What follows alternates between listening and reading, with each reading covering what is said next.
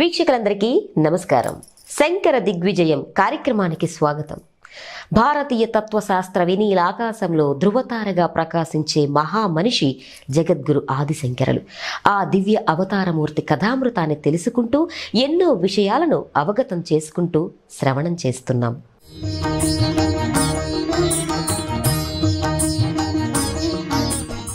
శ్రీ ఆదిశంకరుడు వేదాన్ని ప్రమాణంగా స్వీకరించి వారి ప్రతిభా విశేషాలతో ఎన్నో విపత్కర పరిస్థితులను తన వాదన పటిమతో కార్యదీక్షతో ఎదుర్కొని వైదిక ధర్మాన్ని పరిరక్షిస్తూ ఎలా ధర్మ సంస్థాపన చేశారో ఆ అద్భుతాలన్నిటినీ మనందరికీ కూడా తెలియజేస్తున్నారు ఆర్ష విద్య తపస్వి శ్రీ శృంగేరి మహాసంస్థాన ఉభయ తెలుగు రాష్ట్రాల సంచాలకులు ఆదిశంకరాచార్య భక్త సమాజ వ్యవస్థాపకులు అయినటువంటి బ్రహ్మశ్రీ పసర్లపాటి శ్రీనివాస బంగారయ్య శర్మ గారు. మరి ఆ అమృతాలను వారి వాక్కుల ద్వారా మనము తెలుసుకుందాం. నమస్కారం శ్రీనివాస బంగారయ్య శర్మ గారు. నమస్కారం అమ్మా. ఆదిశంకరాచార్యులు వారి అద్భుత చరిత్రని అంతకన్నా అద్భుతంగా మీ మాటల ద్వారా మా అందరికీ తెలియజేస్తున్నారండి. ఇంతకుముందు భాగంలో మహాశివుడే ఆదిశంకరాచార్యులు వారిని పరీక్షించినట్లుగా చండాల రూపంలో ఇవన్నీ చెప్పారండి. కాశీలో అద్భుతం అనే ఘటన. మరి కాశీలోని ఇంకా ఏమైనా అద్భుత ఘటనలు ఉంటే వాటిలో మరొకటి ఏమైనా ఉంటే తెలియజేస్తారా? తప్పకుండా అమ్మ. కాశీలో అనేక విషయాలు, అనేక లీలలు, అనేక మాహాత్మ్యాలు, అనేక బోధలు శంకరాచార్యులు వారు చేశారు. ఎంత బోధ చేశారు అంటే మన ఊహకందనంత బోధ అక్కడ చేశారు శంకర్లు. ఎందుకంటే సూత్ర భాష్యాలు అక్కడ ఎంచుకున్నారు అంటే అసలు ఆ ప్రదేశం విశ్వేశ్వరుడు ఉండేటటువంటి ప్రదేశమే కదా. తర్వాత ఈ ప్రదేశాన్ని చాలా విశాలం చేయడానికి బదరీకి వెళ్ళారు. విశాలపురి అంటారు బదరిని. ఇక్కడ సూత్రాలు చేశారు, దాన్ని విశాలం చేసినటువంటిది బదరిలో వ్యాసుల వారితోటి చర్చ. అయితే ఈ కాశీ లోపల ఓ సందర్భంలో స్వామివారు శిష్యులతో పాటు వెళ్తున్నారు. పెద్ద ఆయన ముసలాయన మహాపండితుడు, వ్యాకరణ పండితుడు. ఆయన పాఠాలు చెప్తే పిల్లలు అవి ఇవి దక్షిణలు గురుదక్షిణ అవి తెచ్చిస్తారు కదా. కూర్చోబెట్టి ఆ పిల్లలకు అంత పెద్ద వయసులో ఉండేటటువంటి ఆయన పాఠాలు చెప్తున్నారు. ఒక సూత్రం చెప్తున్నారు ఆ సమయంలో. డొక్కురున్ డొక్కురున్ డొక్కురున్ డొక్కురున్ డొక్కురున్ డొక్కురున్ డొక్కురున్ అని చెప్తున్నారు. డొక్కురున్ అనేటటువంటిది వ్యాకరణంలో ఒక చిన్న సిద్ధాంతం చెప్పి దాని అర్థం ఏమిటనేది చెప్తారు. శంకరాచార్యులు వారు విన్నారు. ఈయనేమిటి ఇంత ముసలివాడు, ఇవాళ వెళ్ళిపోతాడో రేపు వెళ్ళిపోతాడో తెలియదు, పండు ముసలయ్యాడు. ఇతను చేయాల్సినటువంటి పని ఏమిటి, ఇతను చేస్తున్నటువంటి పని ఏమిటి? ఈ డుక్రుణ్ అనేటటువంటి సూత్రం ఇతన్ని ఏమైనా ఉద్ధరించగలదా? వ్యాకరణంలో ఓ సూత్రం ఏమైనా మనల్ని ఆ శాశ్వతమైన పరబ్రహ్మ అనేటటువంటి స్థితిలో ఉంచేటట్టుగా ఉంచి అజ్ఞానం తీసేస్తుందా అంటే ఈయన సూత్రాలు పిల్లలకి బోధ చేస్తున్నాడు, ఇంకా ఏదో తాపత్రయం. అప్పుడు శంకరాచార్యులు వారు అది చూసి ఇంత ముసలివాడు ఈయన అని భజ గోవిందం భజ గోవిందం గోవిందం భజ మూఢమతే సంప్రాప్తే సన్నిహితే కాలే నహి నహి రక్షతి డుకృణ్కరణే భజ గోవిందం భజ గోవిందం గోవిందం భజ మూఢమతే ఈ స్తోత్రం చెప్పారు. ఒక్కసారి అందరూ ఆశ్చర్యంగా చూశారు. దీని అర్థం ఏమిటయ్యా అంటే గోవిందుణ్ణి భజించు, గోవిందుణ్ణి భజించు, గోవిందుణ్ణి భజించు ఓ మనసా, ఓ మూఢమైనటువంటి మతి. మూఢమతి అన్నారు, మూర్ఖుడు అన్లా, మూఢుడు అన్నారు.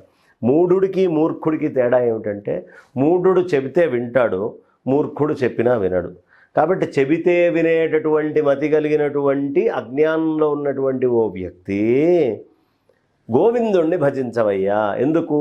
సంప్రాప్తే సన్నిహితే కాలే నహి నహి రక్షతి డుక్రోణ్కరణే.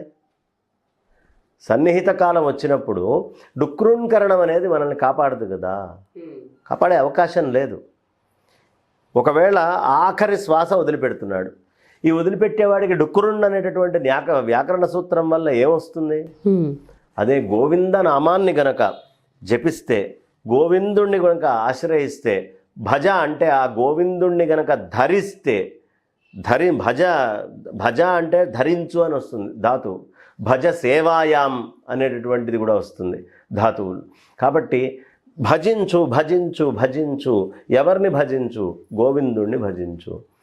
ఇక్కడ 3, ఏదైనా ఒక స్తోత్రం రాసే ముందు గురువుని ధ్యానం చేయాలి, భగవంతుణ్ణి ధ్యానం చేయాలి. మొదటి 2 భగవద్ధ్యానాలు, భజ గోవిందం భజ గోవిందం. మరి గురువు గారి పేరేమిటి? శంకరాచార్యుల వారి గురువు గారి పేరు గోవిందపాదుల వారు. గోవిందం భజ మూఢమతే. అంటే వారి గురువు గారిని తలుచుకున్నారా? ఆ గోవిందుణ్ణి భజించాలి అంటే గురువుని కూడా భజించవయ్యా మూఢమైన మతి కలిగినటువంటి వాడా అని ఒక అర్థం చెప్పుకోవచ్చు, బాగుంటుంది. చెప్పుకుంటే నష్టమేం లేదు. 3 చోట్ల ఎందుకంటే ఆయన అంటాం అని. కాబట్టి ఇది చెప్పారు. ఇది చెప్తే ఈ భజగోవింద స్తోత్రాలు వినేటప్పటికి అతను ఆశ్చర్యపోయాడు. ఏమిటయ్యా అంటే మొత్తము సారాన్నంతా మధించి, ఏది ఉపనిషత్తుల యొక్క సారాన్ని మొత్తాన్ని ఇలా మజ్జిగ చిలికినట్టుగా చిలికి అందులోంచి వెన్న తీసి దాన్ని కాచి నెయ్యి కింద మార్చి అమృతతుల్యమైనటువంటి నెయ్యినిస్తే ఎంత ఆనందపడతామో, ఉపనిషత్తులన్నిటినీ చిలికి తీసినటువంటి ఆ నెయ్యి ఏదైతే ఉందో అదే భజగోవిందం. అద్భుతంగా ఉంటుంది. అందులో మూఢజహీహి ధనాగమ తృష్ణం. ఒక్కొక్క శ్లోకానికి వారం రోజులు చెప్పచ్చు. ఒక్కొక్క శ్లోకం. మూఢజహీహి ధనాగమ తృష్ణం కురు సద్బుద్ధిం మనసి వితృష్ణం. మూఢుడివై ధనము బాగా డబ్బు కావాలనే తృష్ణలోకి వెళ్ళకు. 50 కోట్లు ఉంటే 100 కోట్లు, 100 ఉంటే 500 కోట్లు, 500 ఉంటే 1000 కోట్లు, 1000 ఉంటే 5000 కోట్లు, 5000 కోట్లు ఉంటే 10,000 కోట్లు, 10,000 ఉంటే 1,00,000 కోట్లు, 1,00,000 ఉంటే 2 లక్షలు. ఎంతన్నా తృప్తి లేదు మనిషికి. కాబట్టి నువ్వు ఆ తృష్ణలో డబ్బు కావాలి అన్నప్పుడు రకరకాలైనటువంటి పొరపాట్లు చేస్తావు. డబ్బు కావాలన్నప్పుడు ఇక వాడు ఎంతటి పాపిష్టి పనికైనా వడగట్టడం మొదలు పెడతాడు, సిద్ధపడతాడు. కాబట్టి సన్నిహితమైనటువంటి కాలం వచ్చినప్పుడు నిన్ను ఏవేవి కాపాడలేవు అంటే మొట్టమొదట గోవిందుణ్ణి భజించడం ధర్మం. రెండోది అర్థం, డబ్బు. ఆ డబ్బు ఏం చెప్తున్నారు? నీ యొక్క కృషి వల్ల, నీ కష్టం వల్ల ఎంత వస్తుందో దాంతోటే సుఖంగా బతకడం నేర్చుకో. అంతేగాని వాడి పొట్టగొట్టి వీడి పొట్టగొట్టి వాడికి రావాల్సిన డబ్బు దోచుకొని ప్రకృతిలో ఏ వస్తువు లేకుండా సర్వనాశనం చేసి డబ్బు డబ్బు డబ్బు అని సంపదలన్నిటినీ సర్వనాశనం చేస్తూ నువ్వు ఇతరమైనటువంటి భూమాత యొక్క సమతౌల్యాన్ని పాడు చేస్తూ, నీళ్లని పాడు చేస్తూ, గాలిని పాడు చేస్తూ, అలాగే చక్కగా అద్భుతమైనటువంటి ఆహారాలని పాడు చేస్తూ, అన్నిటినీ పాడు చేస్తూ నువ్వు ఏం చేస్తావో నీ స్పేస్ పాడైపోతుంది. ఈ మధ్యలో వచ్చేటువంటి అగ్ని, ఆ ప్లాస్టిక్ అన్నీ కాల్చి రకరకాల పొల్యూటెడ్ అగ్నుల్ని ప్రపంచంలోకి వదిలిపెడుతున్నావు. వాయువుల్ని పాడు చేస్తున్నావు, విషపూరితం చేస్తున్నావు. ఆక్సిజన్ కంటెంట్ చాలా తగ్గిపోతుంది. వాయువుల్ని పాడు చేస్తున్నావు, అగ్నిని పాడు చేస్తున్నావు, నీళ్లని పాడు చేస్తున్నావు, భూమిని పాడు చేస్తున్నావు, పంచభూతాలని సర్వనాశనం చేస్తూ ఉన్నాడు. కాదయ్యా, నీ కష్టం వల్ల నీకు ఏదొస్తుందో ఆ కాస్తతోటి నీకు ఎంత అవసరమో అంత దాకా సంపాదించుకొని తృప్తిగా ఉండడం నేర్చుకో అనే విషయం శంకర్లు చెప్తారు. ఈ తాపత్రయం అంతా ఈ ఫాస్ట్ వరల్డ్ దేనికోసం? డబ్బు కోసమే కదా. లేకపోతే అందరూ ప్రశాంతంగానే ఉండేవారు కదా. ఎవరికి లేనిపోని యావలు, తపనలు, బాగా సంపాదించేయాలనే గ్రీడు ఇవన్నీ రావు కదా. కాబట్టి ఎంత డబ్బు నువ్వు సంపాదించినా తుది శ్వాస వదిలిపెట్టేటప్పుడు ఏ ఒక్క రూపాయి నీ వెంట రాదు అర్థం అనే విషయాన్ని శంకరాచార్యులు వారి భజగోవింద శ్లోకాల్లో ఒక్కొక్క శ్లోకంలో ఒక్కొక్క అర్థం ఉంటుందమ్మా. ఎంత బాగా చెప్తారు. చాణక్యుడు అంటాడు, నువ్వు ఎంత డబ్బైనా సంపాదించు, నువ్వు అనుభవించింది నీది. నువ్వు అనుభవించకుండా కూడబెట్టుంటావే దానికి నువ్వు కుక్క లాంటి వాడివి. కాపలా కాసి ఇంకోటి చెప్తావు. కుక్క ఏం చేస్తుంది? నాది నాది నాది ఇల్లు అంతా నా వాళ్ళు అనుకుంటుంది, కాపలా కాస్తుంది, అది వెళ్ళిపోతుంది. అలా నువ్వు కూడా కుక్క కాపలా కాసి వేరే వాళ్ళకి ఇచ్చేటటువంటి వాడివి తప్ప ఏ విధమైనటువంటి ప్రయోజనం లేదు అని డబ్బు గురించి తిడతాడు. అయిందా? ధర్మమైంది, అర్థమైంది. కామం, నారీస్తనభర నాభీదేశం దృష్ట్వా మాగా మోహావేశం ఏతన్మాంస వసాది వికారం మనసి విచింతయ వారం వారం. నీ దగ్గర ఈ స్త్రీ అని ఆ స్త్రీ అని అటు ఇటు నువ్వు పడి తిరుగుతున్నావు. ఒక్క క్షణం ఈ పురుషుడు ఆ పురుషుడు అని తిరుగుతున్నావు. ఏముంది ఆలోచించు. చీము, నెత్తురు, మాంసము, ఎముకలు, జుట్టు, గోళ్ళు, వెంట్రుకలు, మలము, మూత్రము అంతా అమేధ్యంతో నిండి ఉంది కదా. ఈ అమేధ్యం వెనకాల నువ్వు ఎందుకు పడుతున్నావు? ఇదే సర్వస్వం అనుకొని ఎన్ని తప్పులు చేయడానికైనా నువ్వు ఎందుకు సిద్ధపడుతున్నావు? తప్పు అనేటటువంటిది చెయ్యకు, నీ నియంత్రణ, నీ బుద్ధిశక్తి, నీ ధీశక్తిని నువ్వు కోల్పోకు అని చాలా అద్భుతంగా శంకరాచార్యులు, అసలు దీనికి అనేక కథలు ఉంటాయి, చెప్పుకుంటూ వెళ్తే చాలా పెద్దదైపోతుంది అని సాధారణంగా మనం చెప్పం. కానీ ఇలా శంకరులు ఒక్కొక్కటి చెప్పుకుంటూ మొత్తం భజగోవింద శ్లోకాల్లో ఈ విశ్వములో జీవనము యొక్క పూర్ణ సారమంతా కూడా చాలా అద్భుతంగా చెప్పారు. ఎప్పుడైనా భజగోవిందమే మనం ప్రత్యేకంగా పెట్టుకొని రోజుకొక శ్లోకం చప్పున చెప్పుకుందామమ్మా. ప్రతి వాళ్ళు విని తీరాల్సినటువంటిది. అది తెలియకే ఇవాళ రోజున దిశా ఘటనలు కానీ లేదు ఇంకొక ఘటనలు కానీ జరుగుతున్నాయి అంటే వాడు కళ్ళెం వేసుకొని వాడి హృదయాన్ని వాడు నియంత్రించుకోలేనటువంటి పరిస్థితే కదా. మరి వాడు నియంత్రించుకోవాలి అంటే వాడికి చిన్ననాటి నుంచి ఇలాంటి అంశాలని విషయాలని చెప్తే వాడు నియంత్రించుకోగలడు. దిశ లాంటి ఘటనలు మళ్ళీ పునరావృతం కావు. కాబట్టి పిల్లలకి చిన్న వయసులోనే ఇవన్నీ చెప్పాలి. ఇది ఒక అమ్మాయి చెప్తుంది, ఓ రాజు అమ్మాయిని మోహించాడు. పూర్తి కథ చెప్పను. మోహిస్తే ఓ వారం రోజుల తర్వాత నీ దగ్గరకు వస్తా అంది. సరే వెళ్ళింది. వారం రోజులు అమ్మాయి ఏం చేసిందంటే ఉప్పు నీళ్లు దాగి బాగా మోషన్స్ ఆముదం దాగి ఉప్పు నీళ్లు దాగి వాంతులు, ఈ రెండు చేసుకోవడం మొదలుపెట్టింది. వాంతులన్నీ ఓ బంగారపు బిందెలో పట్టింది, మోషన్స్ అంతా ఓ బంగారపు బిందెలో పట్టింది, మొత్తం కట్టేసింది. వారం రోజులు ఇంకే తిండి తిప్పలు తినకుండా వాంతులు మోషన్లు చేసుకుంటూ 2 బిందెలు నింపింది. వారం రోజుల పాటు మోషన్స్ వాంతులు అయితే ఆ మనిషి మొహం ఎట్లా ఉంటుందో మనకు తెలీదా?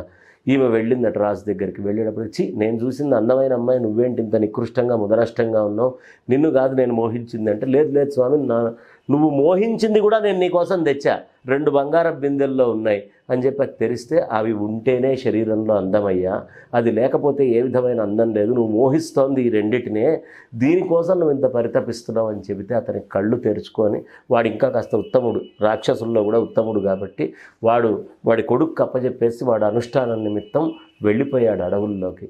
కాబట్టి అందం అంటే ఏమిటి? దేని వెనకాల నువ్వు పడుతున్నావు?